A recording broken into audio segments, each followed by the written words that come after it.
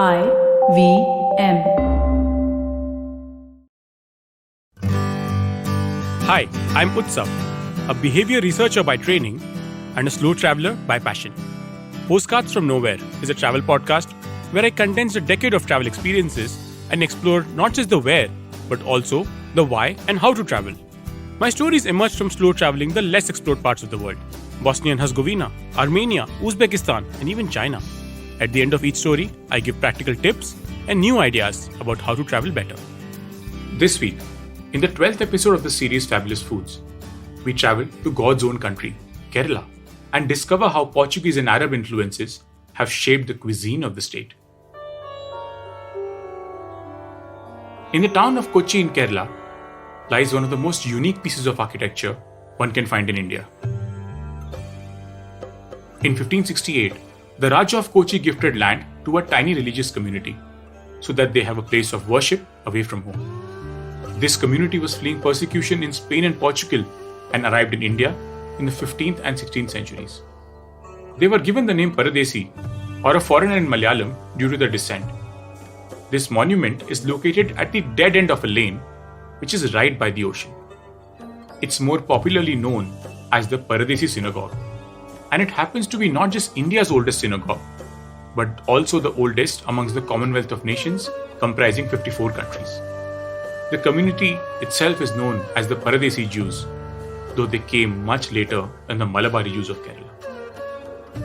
Meanwhile, the most interesting aspect of the monument is not its age. At the top of the synagogue sits a clock tower built in the 17th century. In 1668, it was built by Jewish trader David Rahabi, and the clock worked perfectly till 1932. It was eventually restored in 1999. Uniquely, the clock tower has only 3 faces. The southern side has Roman numerals and faced Jewtown, where most of the Indian Jewish community settled.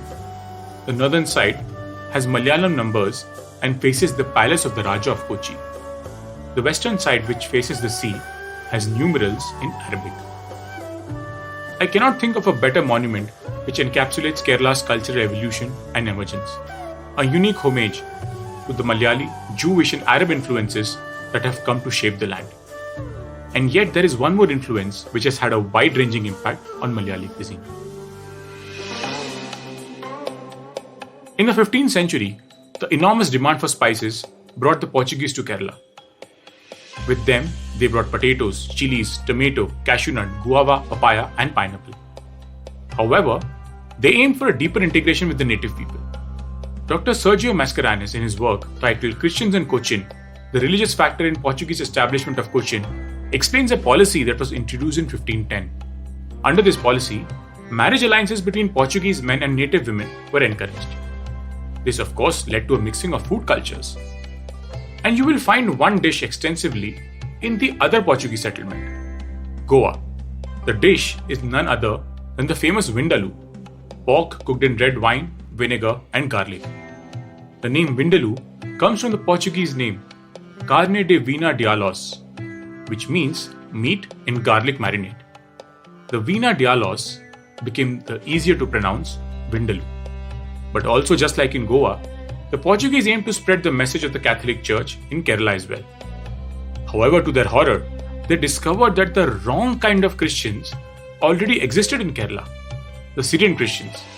Incidentally, it is the Syrian Christians who gave the name to Appam, which is a rice and coconut hopper. It is likely to have originated from the Syriac word Appia and its various variations of Appam, such as Palappam, made of rice flour and coconut milk, or a sweet Nei Appam, made of rice and flour jaggery, or even the Kalappam, which is made of toddy and does not use any yeast.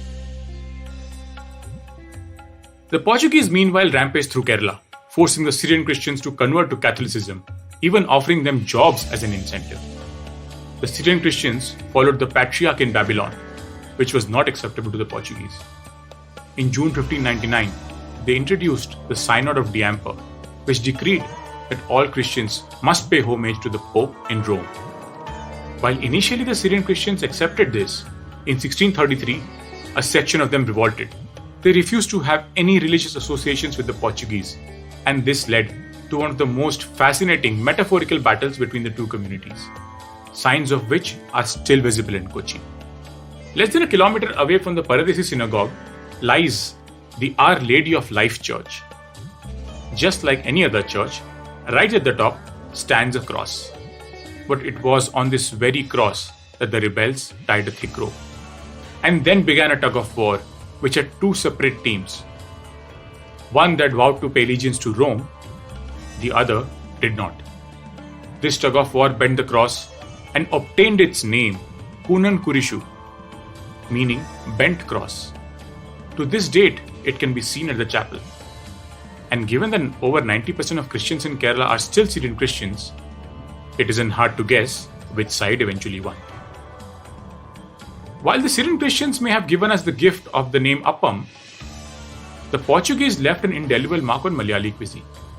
The colonialists were dealing with a practical issue, feeding its large armies on land as well as sea. Fresh vegetables and meat were not available at sea. Neither was the ability to bake bread. The only resources available abundantly was rice, which was powdered and steamed in cylindrical bamboo pipes. These could easily be cooked over a pot of boiling water. And if you are a Malayali, you may have guessed this by now. It gave rise to one of the most popular breakfast dishes in Kerala, the puttu. Coconut was added to puttu by the locals, and today it's eaten with a wide range of curries. But the Portuguese were not the only foreigners who innovated for practical reasons. The Arab traders, whose long-standing relationship with the state led to the emergence of the community known as the Mapila Muslims. One explanation of their name is that it comes from Mapila, or children of mothers, whose paternal lineage was a blur since Arab traders never stayed for long periods of time in Kerala. The community fused key ingredients from both cultures, the long-standing tradition of using ghee and coconut from Kerala and adding wheat, chicken or mutton pieces, much adored by the Arabs. This led to the creation of a halim-like dish known as the alisa, still eaten widely amongst the Mapila Muslims. Be it the well-known appam and puttu or the lesser-known alisa, these dishes remind me of the unique clock tower on the Paradesi synagogue. While there is a side of Malayali, Jewish and Arab influences, the fourth side is notably blank. As we travel, we must sometimes become a blank slate, willing to absorb and enjoy foods which may not be native to our palate. If you like this podcast, don't forget to check out other interesting podcasts on the IVM network. You can listen to us on the IVM Podcast app or ivmpodcast.com. You can also follow us on our social media. We are at IVM Podcasts on Twitter and Instagram. If you want to reach out to me, I am Utsav Memory on Twitter and YVTravel42 on Instagram.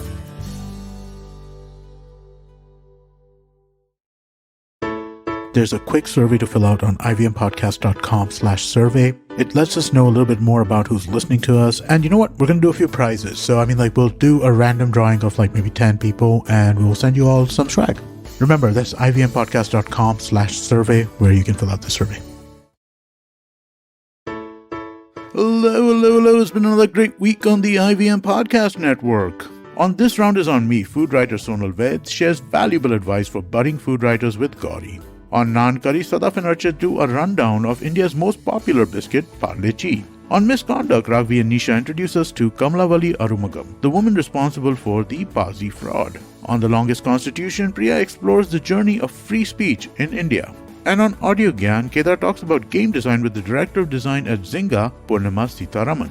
We've got some exciting news for you. IVM Podcast has launched merchandise and our first line is out now. Head to the IVM Podcast website and click on the shop tab and check out the first collection of t-shirts. Do follow us on social media as well. We're IVM Podcast on Twitter, Facebook, Instagram, and LinkedIn. And remember, if you're enjoying this show or any of our other shows for that matter, please do tell a friend. Also, don't forget to rate us on any of the platforms you're listening to us on, whether it's Spotify, whether it's Apple, wherever you do that, that is really helpful for us. And do remember, you can also check a lot of our shows out on YouTube. If you go to ivmpodcast.com/YouTube, you get a list of all of our channels. We're also doing a small listener survey, so please do help us out with that. If you go to ivmpodcast.com/survey, it'll help us understand a little bit more about our listeners. And finally, we'd like to thank our sponsors this week, SBI Life Insurance, Jupiter, a digital banking app, and Capgemini. Get the future you want.